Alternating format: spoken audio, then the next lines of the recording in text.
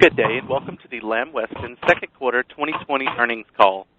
Today's conference is being recorded. At this time, I would like to turn the conference over to Dexter Congbalay, VP Investor Relations of Lamb Weston. Please go ahead. Good morning, and thank you for joining us for Lamb Weston second quarter 2020 earnings call. This morning, we issued our earnings press release, which is available on our website, lambweston.com. Please note that during our remarks, we'll make some forward-looking statements about the company's performance. These statements are based on how we see things today. Actual results may differ materially and due to risks and uncertainties. Please refer to the cautionary statements and risk factors contained in our filings with the SEC for more details on our forward-looking statements. Some of today's remarks include non-GAAP financial measures. These non-GAAP financial measures should not be considered a replacement for and should be read together with our GAAP results. You can find the GAAP to non-GAAP reconciliations in our earnings release. With me today are Tom Werner, our President and Chief Executive Officer, and Rob McNutt, our Chief Financial Officer. Tom will provide an overview of our performance, some recent capital allocation actions, and an update on the current operating environment. Rob will then provide the details on our second quarter results and our updated fiscal 2020 outlook. With that, let me now turn the call over to Tom. Thank you, Dexter. Happy New Year, everyone, and thank you for joining our call today. We delivered another strong quarter as we continue to execute well. Specifically, sales increased 12% behind strong volume growth and favorable price mix in each of our core business segments. EBITDA, including unconsolidated joint ventures, increased 17%, while adjusted diluted earnings per share increased 19%. And in the first half of the year, we generated $345 million of cash flow from operations. Because of our strong year-to-date results and good operating momentum, we've raised our fiscal 2020 outlook for both sales and EBITDA. As Dexter mentioned, I'd like to update you on some capital allocation actions we've recently taken, as well as our thoughts on the potato crop and the current operating environment. On capital allocation, in October, we acquired a 50% ownership interest in a new joint venture in Argentina. This JV will provide us better access to a strategic and growing market where we have been underrepresented. Before this investment, our market share in South America was less than 2%. While the JV is a modest-sized operation today, it provides a good base for expansion to serve the broader South American market with a low-cost, high-quality product. This should enable us to drive faster share growth over the long term. We also remain committed to reinvesting capital back in this business to support customer growth. We have added 3 new French fry lines since 2014. And despite these additions, our current capacity utilization is above our targeted operating rates due to recent demand growth being faster than historical averages. While we are not prepared to announce any capacity expansion projects today, we are aggressively evaluating opportunities to expand production capacity inside and outside North America to support our customers' growth. We look forward to sharing our expansion plans with you soon. In the meantime, we're actively working to stretch existing capacity by debottlenecking lines and driving productivity. And finally, in addition to reinvesting back into the business, we remain committed to returning capital to shareholders. Last month, we announced a 15% increase in our quarterly dividend to 23 cents a share, or 92 cents on an annual basis. That puts our dividend payout ratio at about 27% on a latest 12-month basis, which is within our target payout range of 25 to 35%. We will continue to supplement our dividends with share repurchases. In the second quarter, we bought back about $8.5 million of stock, which is largely consistent with our goal to at least offset equity compensation dilution. To do so, we estimate that we need to buy back around $40 million of stock annually. Now, switching to the potato crop. Recent press reports have led to market fears of raw potato and French fry shortages. As we discussed on our last earnings call, the crop in our growing areas in the Columbia Basin and Idaho, where we source the vast majority of our raw potatoes and where we have most of our production facilities, is consistent with historical averages in terms of both yield and quality. As a result, we expect to operate our plants there at normal utilization rates. In Alberta, Canada, where we have one plant, crop yields and quality are below average as a result of adverse weather conditions during the growing season and harvest periods. However, we've been able to secure enough potatoes to operate that plant at normal rates. Nonetheless, overall potato availability in Alberta is limited. In Minnesota, where we have a single plant through our joint venture, Lamb Weston RDO, crop yields and quality are below average, also due to poor weather conditions during the growing season and harvest periods. As a result, potato availability in the upper Midwest will also be limited. However, our partner in that plant is a primary supplier of raw potatoes, and they expect to provide adequate supply for the plant to operate as planned. Also, we understand that the crops in other key growing regions, such as Manitoba and Prince Edward Island, are below average due to adverse weather. This limits the availability of potatoes in North America. It's important to note that we do not currently source raw potatoes from these regions. So let me be clear. Given our concentration of processing facilities in the Columbia Basin and Idaho, as well as our strong grower relationships in Alberta and the Midwest, and most importantly, our decision to source open potatoes several months ago, we're confident that we have raw potatoes to deliver our volume growth targets for the remainder of our fiscal year. However, potato supply in North America is tight, and this may pressure our ability to pursue incremental volume growth opportunities both domestically and internationally for this crop year. Accordingly, we will continue to evaluate opportunities to improve price and mix in each of our business segments. Now turning to Europe. The potato supply there is also expected to be challenging due to quality and late harvest weather conditions. Compared to last year's historically poor harvest, the potato crops in the Netherlands and Belgium this year are better, but still below average. The crops in Germany, Poland, and the UK are more challenged. As a result, raw potato prices in Europe remain elevated versus historical averages, but are below prices that we experienced last year. So we expect that Lamb Weston Meijer's performance will continue to improve compared to last year as cost pressures ease in the second half of our fiscal year as a result of the new crop. With respect to the operating environment, we believe that industry capacity utilization rates in North America remain elevated during the second quarter, and they will likely remain so for the remainder of our fiscal year, subject to raw potato availability. We believe global demand growth for frozen potato products is generally favorable and will remain so through fiscal 2020. Similar to what we saw earlier in the year, U.S. demand in the second quarter continued to be underpinned by positive restaurant traffic trends, and quick service traffic growth was strong, again led by growth at chicken-based outlets. Demand in our key international markets, as well as in Europe, continued to grow in line with recent trends. Together, these factors helped drive our strong volume growth in the quarter, especially in our global segment. So in summary, we delivered a strong second quarter and first half results. We expect the overall operating environment to remain generally favorable for the balance of the year, underpinned by solid demand growth. We are well positioned with raw potatoes to deliver our volume targets.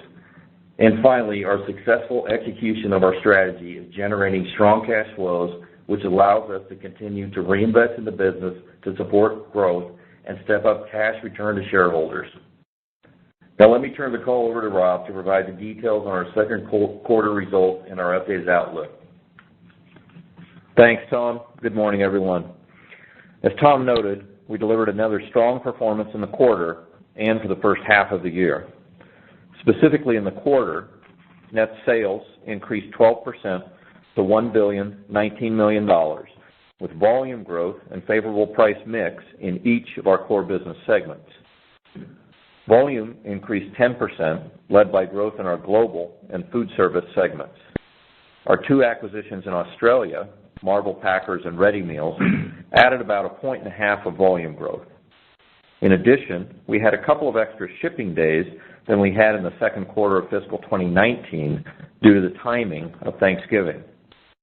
These extra couple of days contribute about another point of volume growth.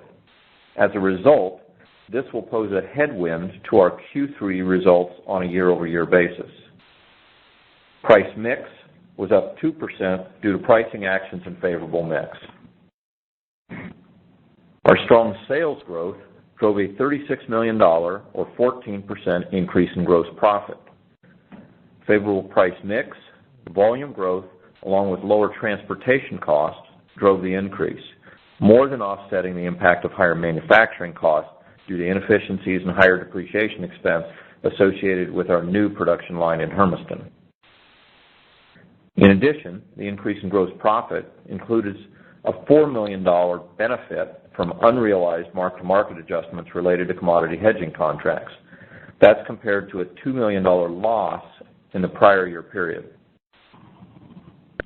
Our gross margin percentage increased about 65 basis points to 28%. Excluding the mark-to-market adjustments, it was up about 5 points.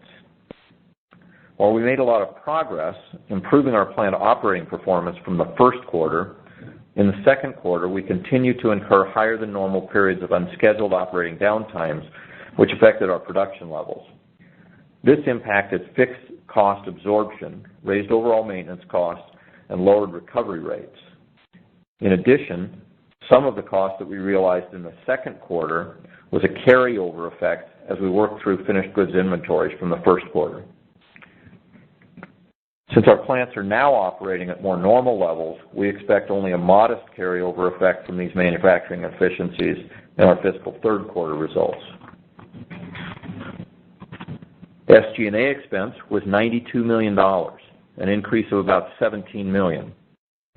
About $6 million of this increase was related to higher incentive compensation accruals based primarily on our performance. About $4 million of the change reflects an insurance settlement that we had last year, but this was partially offset by a $2 million reduction in foreign exchange losses. About $7 million of the increase related to investments in our sales, marketing, and operating capabilities. Finally, more than $2 million of the increase was related to designing and implementing our new enterprise resource planning system. As we previously discussed, we expect to spend about $10 to $20 million of one-time costs this year on implementing a new ERP system. To date, we've spent about $4 million, so we expect spending to ramp up in the second half of the year. Income from operations increased about $20 million, or 11% to $194 million. This reflected solid sales and gross profit growth. Equity method investment earnings from our unconsolidated joint ventures, which include Lamb Weston Meijer in Europe, Lamb Weston RDO in Minnesota, and our new joint venture in Argentina, were $15 million in the quarter. Excluding mark-to-market adjustments, equity earnings increased $6 million, largely reflecting lower raw potato prices in Europe. So putting it all together, EBITDA, including joint ventures, increased $38 million, or 17% to $261 million. Operating gains by our base business, along with contributions from the BSW consolidation and the Australian acquisitions, drove about $32 million of EBITDA growth. Our unconsolidated joint ventures added about $6 million. Moving down the income statement, interest expense was about $25 million, which is about $1 million below last year.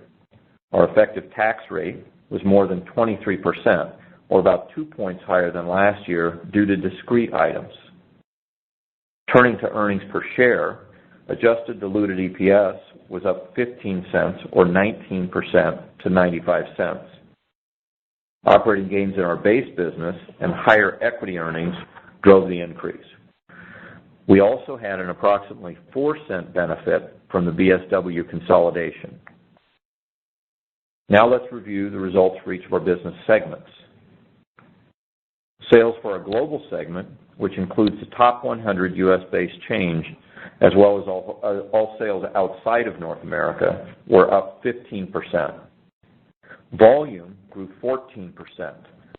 The increase was driven by higher sales, including increased sales of limited time offerings to strategic customers in the U.S. and key international markets. It also includes a 3-point benefit from the acquisitions in Australia and a 1-point benefit from the additional shipping days related to the timing of Thanksgiving. Price mix rose 1%, primarily reflecting pricing adjustments associated with multi-year contracts. Global product contribution margin, which is gross profit less advertising and promotion expense, increased $17 million or 15%. Volume growth, favorable price mix, and lower transportation costs drove the increase, which was partially offset by higher manufacturing costs and higher depreciation expense associated with the Hermiston line. Sales for our food service segment, which services North American food service distributors and restaurant chains outside the top 100 North American restaurant customers, increased 9%. Volume increased 5%, led by growth of distributor private label and Lamb Weston branded products. About half of the volume increase was due to the additional shipping days in the quarter. Even after adjusting for the Thanksgiving shift, we delivered our 4th consecutive quarter of volume growth as our direct sales force continued to strengthen customer relationships. Price mix increased 4%, primarily reflecting pricing actions taken in October. Food services product contribution margin increased $14 million or 14%. Favorable price mix, volume growth, and lower transportation costs more than offset higher manufacturing costs and depreciation expense. Sales in our retail segment increased 7%, driven by 4 points of volume growth behind increased sales of branded and private label products. About 2 points of the volume growth was due to the additional shipping days in the quarter. Price mix increased 3%, largely due to favorable mix and pricing actions. Retail's product contribution margin increased $3 million or 10%. Favorable price mix and volume growth drove the increase and was partially offset by higher manufacturing costs, depreciation expense, and A&P spending. Moving to our balance sheet and cash flow, our total debt at the end of the quarter was about $2.2 billion. This puts our net debt to EBITDA ratio at 2.6 times. With respect to cash flow, we generated nearly $345 million of cash from operations in the first half of the year. That's up about 9% versus last year, driven by our earnings growth. We used about $135 million towards acquisitions, including a $17 million initial payment for our half of the new joint venture in Argentina. We also invested nearly $110 million combined in capital expenditures and IT-related projects. In addition, we bought back more than $13 million of stock and paid $59 million in dividends to our shareholders. Turning to our updated fiscal 2020 outlook, as Tom noted, because of our strong first half performance, we've raised our sales and earnings outlook for the full year. As a reminder, our targets include the contribution of a 53rd week that will benefit the fourth quarter. Overall, we continue to be prudent when updating our annual outlook. For the full year, we're now targeting sales to grow at the high end of our original mid to high single-digit rate range. We continue to expect that sales will be primarily driven by volume, and it will deliver price mix increases to offset input cost inflation. As you know, we delivered 10% sales growth in the first half, including a 2% higher price mix and robust 8% volume growth. We expect our volume growth will moderate in the second half for a number of reasons. In our global segment, volume growth in the first half of the year was faster than we had anticipated due to domestic QSR traffic growth above historical trends, and international demand was also above our initial expectations. While we expect global demand will remain generally favorable in the back half of the year, we expect these trends may begin to normalize towards historical growth rates. Also in our global segment, in the third quarter, we'll be lapping strong sales of limited time offering products. Also in the third quarter, we'll realize a headwind of approximately 1 percentage point due to a lower number of shipping days versus the prior year quarter as a result of the timing of Thanksgiving. This will affect each of our core business segments, with the most pronounced impact in our food service segment. Finally, in our retail segment, we'll realize the effect of losing some low-margin contracts in our private label retail business. In short, we expect to drive solid sales growth in the second half, led primarily by volume growth with modestly higher price mix. For earnings, we've increased our full-year target for adjusted EBITDA, including unconsolidated joint ventures, to a range of $965 to $985 million. That's up from a range of $950 to $970 million. For the second half, we expect that gross profit will rise largely in line with sales growth, with volume growth and favorable price mix offsetting input cost inflation and higher depreciation expense. As a result, we expect that gross margin percentage will be essentially flat in the second half. However, gross margin in the third quarter may be pressured as a result of difficult prior year comparison. Gross margin in the third quarter fiscal 2019 included a $4 million benefit from unrealized gains on hedging contracts, a mixed benefit due to strong sales of higher margin limited time offering products in our global segment, and a cost benefit from supply chain efficiencies, especially around edible oils and transportation. Regarding SG&A, for the year, we continue to expect our base SG&A, which excludes advertising and promotional expenses, as well as one-time ERP investments, will be within our target range of 8 to 8.5% of sales. A&P expense in the second half should be a bit above the $11 million we spent so far. As I previously noted, we anticipate total ERP system implementation spending to ramp up versus the $4 million of one-time expense that we incurred in the first half. We continue to target total one-time expenses related to the project between $10 and $20 million for the full year. With respect to equity earnings, we continue to expect that it will continue to gradually improve in the second half, despite the potato crop in Europe again being somewhat challenged. To summarize, in the second half of the year, we'll deliver solid growth in EBITDA, including joint ventures, driven by sales and gross profit growth, as well as improved equity earnings. This growth will be tempered by higher SG&A expense as we step up spending behind our ERP implementation. In addition, it's important to note that we had an approximately $10 million year-over-year earnings benefit from the BSW consolidation in the first half of fiscal 2020. Since we completed that transaction around mid-fiscal 2019, we'll no longer have that benefit in the back half of this fiscal year. Finally, most of our other financial targets remain the same. We continue to target total interest expense of around $110 million, total depreciation and amortization expense of approximately $175 million, and total capital expenditures, which includes some CapEx for our new ERP system, of around $300 million. We've updated our effective tax rate target to be about 24%.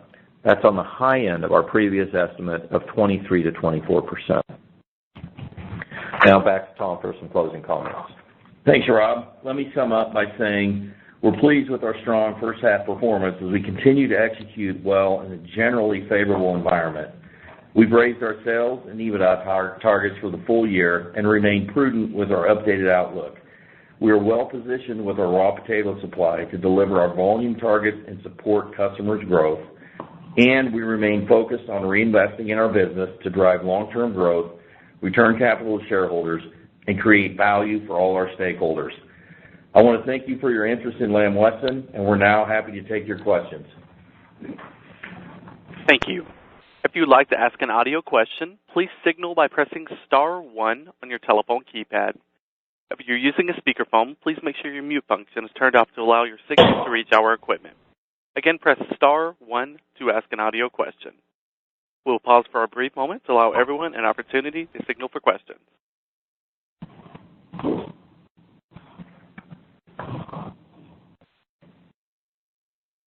And we will take our first question, and that is from Andrew Lazar with Barclays. Please go ahead. Morning, everybody, and Happy New Year. Happy New Year, Andrew. Two questions, if I could, Tom. I guess first, as you mentioned, through fiscal 1H, Lamb Weston sales running close to 10% or so, even excluding the benefit of the holiday timing. To get to the high end of mid-single digit for the full year suggests sales growth in the back half of something like low single digits, maybe 2% or so. And I realize that you and Rob went through some of the factors that drove sales growth to be above your expectations through the first half. But what would drive this sort of pretty significant deceleration, particularly with favorable restaurant trends expected to continue? And then I've just got a follow-up. Hey, Andrew, it's Rob. Again, as consistent, we think we're prudent with our outlook. As you say, the high end of the mid-single digits, we maybe stretch it out a little further than you do, and you said 6. I think you go to somewhere in the 7% range is more where we think that ends up. But again, going through those individual elements there, again, we're anticipating that we're going to return to more normal growth rates in the back half of the year, where we had accelerated growth rates, especially in our international business in the global segment. And Andrew, this is Tom. I think the other thing, as we've been very consistent with our outlook to be prudent, a couple things that I've alluded to on prior calls, the restaurant traffic trends have been favorable. The Q1 goes up 2%. Traffic is up 1% this last quarter, which is significant, and that's an area where it's really hard to predict. So we're being conservative, absolutely, but that's a trend we're monitoring going forward. And obviously, if the trends continue as is, then we could see some upside to this. Got it. No, that's helpful perspective. Thanks. And then you mentioned the 1% price mix that you saw in the global segment was primarily driven by multi-year contracts. And I'm curious if, given some of the pricing, some of the incremental pricing that went into place more recently, would in global, would your expectation be that price mix there accelerates a bit sequentially as we go into the back half of the fiscal year, or do I have that wrong? Yeah. So just to reset, Andrew, our global contracting, ended up where we projected it to end up, and there was pluses and minuses, net. As we planned this fiscal year based on what we thought the environment would allow us to price, it kind of ended up where we thought. So, what you're seeing in global, relative to the pricing that we got through during the contract negotiations, it's going to be pretty stable for the balance of the year. And I would say, remember, when we have international volume growth, like we have, it's been again ahead of where we projected. The pricing in those international markets are different than our pricing in our North American markets. So you get a dilutive pricing factor in that. Yep, got it. Okay, very helpful. Thanks so much. Yep. Thank you. We will go ahead and take our next question, and that is from Adam Samuelson with Goldman Sachs. Please go ahead. Yes, thanks. Good morning and Happy New Year, everyone. Happy New Year, Adam. I guess I was hoping maybe you could go on the discussion on the global business a little bit, and if you could contrast a little bit some of the growth rates in your export business out of North America relative to domestic. I mean, the volume growth the segment put up, I mean, again, well in excess of the 1% traffic growth for QSRs that you just cited. And I'm just trying to get a sense of kind of maybe geographies that are contributing, if you think the U.S. is gaining share from other export regions, just any additional color there would be helpful. Yeah, I'm not going to get into specific market growth rates. We haven't typically talked about that. But what I will tell you and just reiterate is the international markets, at least this last quarter, have grown above historical averages. And that's true for North America as well. So, as we think about, the go forward, again, we're being prudent in our outlook. And, we've got a strong first half of growth across the international and North America markets in the global business unit. And, we'll see how it all plays out in the next several quarters. But it's just been strong demand, quite frankly. Yeah, Adam, this is Rob. The other thing I'd say related to that, Tom mentioned in his comments that while the traffic may be 1%, our weighting of customers in North America may be a little stronger, and that we're weighted to the chicken side, maybe more heavily than the market, and that's where they had outsized growth. Okay, that color is very helpful. And then just as we think about the impact of some of the raw potato shortages in different parts of North America, just tell me, not just the fiscal 2020 per se, but all of calendar 2020. Help me think through kind of how you think the market will absorb that or handle that, and if there were pricing and mix opportunities that would emerge. Is that something that would happen in the May quarter? Is it do you think there's more pressure in August before you get to the next harvest? Just can you lay out the calendar a little bit, just how some of those raw potato issues could affect the marketplace and how some opportunities might present themselves? Yeah, I think it's my experience with situations like this is you have to be patient, and we'll see how this all plays out in the spring, quite frankly. And there's several things that the industry can do to augment potato supply, whether it's harvest early, you plant more acres. There's a number of different things. So it's really, Adam, a little bit early to speculate on what's going to happen. We have an idea, but we have to.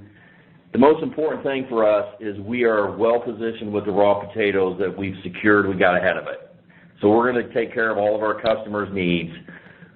We will opportunistically evaluate opportunities that may come our way, but our focus is to execute against our customers and the plans that they have and drive their growth.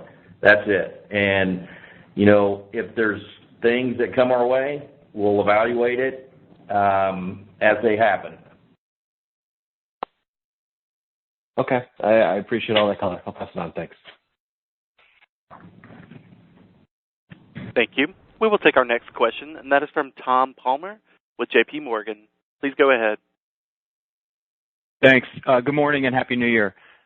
Happy New Year. You gave a lot of helpful color on the potato crop in North America. I hoped you could maybe provide a bit of quantification on your annual outlook for potato and non-potato costs, and also how you see COGS inflation in the second half of the year relative to what seemed to be low single-digit inflation in the first half. Yeah, Tom, this is Rob. In terms of our inflation, again, as we've talked about before, we contract the vast majority, in the high 90s of our needs for the year. And as Tom mentioned in his remarks, before things started to run up, our guys did a great job of getting ahead of it and contracting for the remainder of the potatoes that we needed, the small amount additional that we needed. And so we're still targeting our COGS inflation to be really in line with what it's been the first half of the year, and so those kind of low single-digit inflation. Oh, great. Thanks for the color there. And then I just wanted to clarify something. You've mentioned a few times opportunities that may come your way on the price mix side.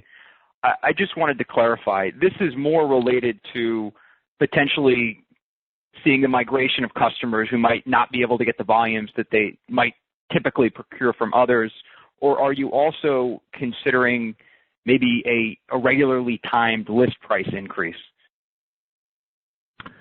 It's more of the first, I would say. But again, like I said earlier, we'll see how that all plays out. I've seen instances when we've had situations like this with the raw in other areas of the world where everybody just managed through it.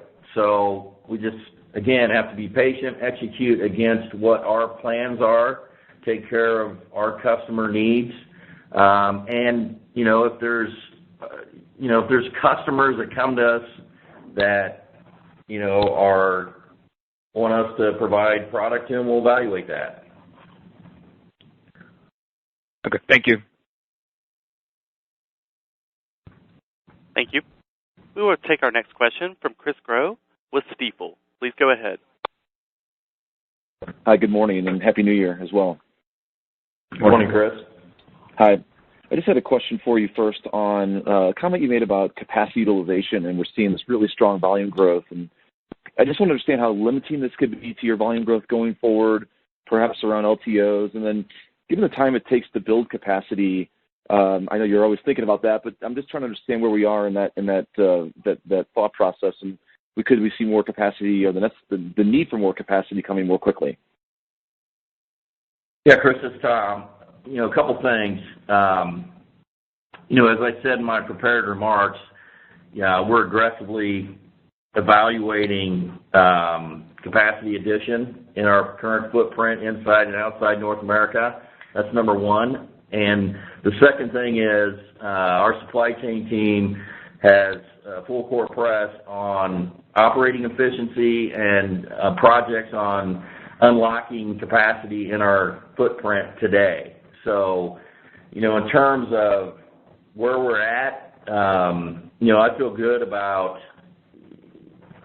the near future, if you will, on our ability to unlock capacity and drive efficiencies to support volume growth on a normalized level. But again, to your point, what you're pushing at is, we're evaluating additional capacity in our network, and that's just a function of the overall category growth that we continue to see. Sounds like a good place to be in. I got that. Thank you. And then just one quick follow-on, and perhaps this relates to the strong volume growth in the quarter, but you had a much stronger gross margin performance this quarter, and pricing was just a touch below what I thought, but it sounds like that would more than compensated for the cost inflation. So was it just the volume growth and the efficiencies in the quarter that allowed for the stronger gross margin performance? Yeah, Chris, this is Rob. We did have good gross margin performance and spot on. I mean, we had good pricing, especially in the food service, as you see, but really good cost control, I would say. And recall in Q1, we had some headwinds that we talked about in terms of operating inefficiencies, and the plant's not running particularly well. And so a lot of that's cleaned up, and we operated better. We're still not all the way to bright through Q2, but a lot closer, and so we cleaned up a lot of that. And so input cost inflation was managed well, and then the operating level of the plants was a lot better. Okay, thank you. Thank you. We will take our next question from Rebecca Schoonman with Morningstar. Please go ahead. Good morning and Happy New Year. So I just, I'm really impressed with this volume growth in your global segment, and I'm you did mention that part of that was driven by, some benefits to the chicken segment. I'm wondering also if, given your relative favorable sourcing of raw potatoes in your regions, how the quality, your experience is better than some of your competitors out east. If there's also some share gains possibly that is driving some of this strength. Yeah, this is Tom. In terms of quality, your first question, the industry is kind of on an even playing field. There's areas that are better. There's areas that are worse in terms of raw potatoes. So I wouldn't attribute, the volume growth to any raw quality advantages. It's all about getting ourselves positioned over the crop year to ensure that we have the raw potatoes available for our customers' growth. And, I've talked about this on this call ad nauseum, but we're in a great position. So it's not about the raw potatoes, it's about traffic. And it's about, the markets in our global markets across the globe. The demand was just better than we expected. And, so it's really about what I talked about previously. We've had Q1, we had good traffic. Q2, we've seen an increase in traffic year over year. So if that continues, then we're in a great position to support that. Okay, great. Thank you for clarifying there. And the second question I have is just, is it safe to assume that the negative hit in Q3 from the timing of Thanksgiving is also going to be about 1%? Yeah, I went through those details earlier. You can follow up with Dexter again to reiterate that. Yeah, that's fine. Okay, thank you so much. Thank you. We'll take our next question from Brian Hunt with Wells Fargo Securities. Please go ahead. Thank you.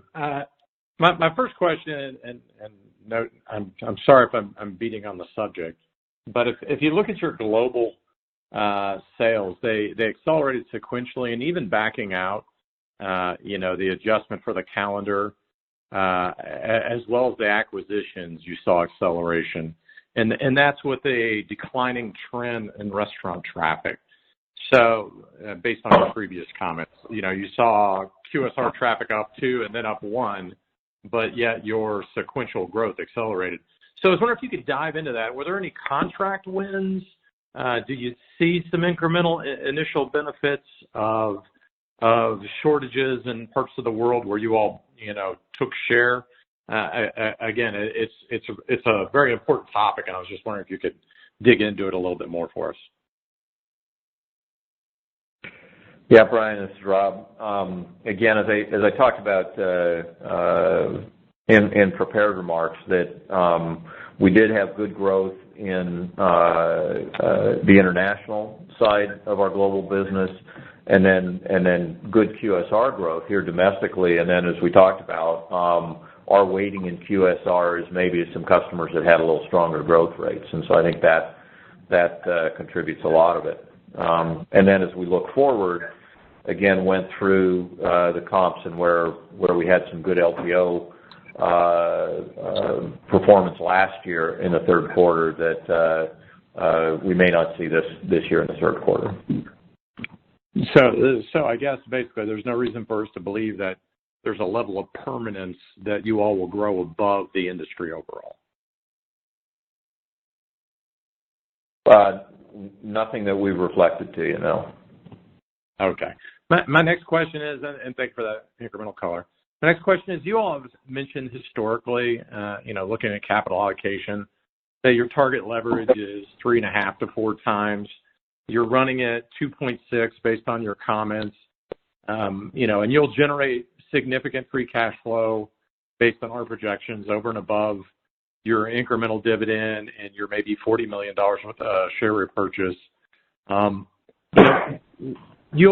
basically, you all have to do something meaningful to get back within that 3.5 to 4 times bandwidth.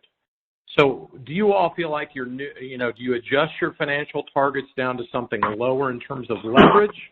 And if that's the case, do you feel like that makes you an investment-grade company instead of a high-yield company? Yeah, so this is Tom. Consistent with what we've talked about in the past, since we've been public, we have 3 priorities. First one is we're going to continue to invest in this business, and that means adding capacity, and that costs $350 to $400 million when we decide to pull that trigger. Second, we are going to actively pursue M&A. And third, we're going to return capital to shareholders. And, so I'm comfortable with where our leverage is. I think our investment rating right now gives us the opportunity to pursue potential M&A as we have in the past. Now, granted, they've been, small bolt-on acquisitions, but I want to make sure I've got plenty of balance sheet capacity to do a potential big deal if that comes around. So I feel good about where our leverage is, and it gives us, with our cash flow, we're returning capital to shareholders with, dividend increase that we just recently announced and our share buyback program, and I want to have some balance sheet available, to pursue opportunities in the marketplace. Yeah, I guess the only thing, based on our math, that would get you back into that 3.5 to 4 turns of leverage would be a sizable acquisition. Is there anything on the horizon, or is there anything out there available for sale that that is sizable in your opinion at this moment? Well, I'm not going to get into specifics. What I will tell you is we're as active as we can be in the market. Very good. I'll hand it off to others, and Happy New Year, and I appreciate your time. Thank you. Thank you. We will take our next question from Carla Casella with J.P. Morgan. Please go ahead. Hi. On the CapEx side, I had a question. The $300 million CapEx, can you just remind us how much of your CapEx is maintenance, and do you have a sense for any other major projects beyond 2020 that we should be considering in our kind of go-forward CapEx? Yeah, Carla, this is Rob. The maintenance level of CapEx we've talked about in the past has been in the 115, 125 range, somewhere in that 120-ish range. And really, the only thing that you may think about is Tom's comment of, in the not too distant future, we're going to have to add some capacity, and so think about it in those terms. And we've talked about that in the past.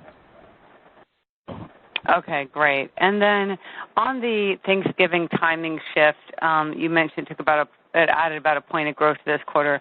I don't think I heard, did you quantify how much you expect it could take from growth in the next quarter? Yeah. Hi, it's Dexter, Carla. It's about the same. It's a pull forward. That's all it is. Okay, great. Thanks. So, Ryan, that's going to be our last question. So, this is Dexter, everyone. If anybody who wants to have a follow-up conversation, just email me, and we'll set up a time. Other than that, Happy New Year to everyone, and have a good weekend. Thank you. Ladies and gentlemen, this concludes today's conference. All participants may now disconnect.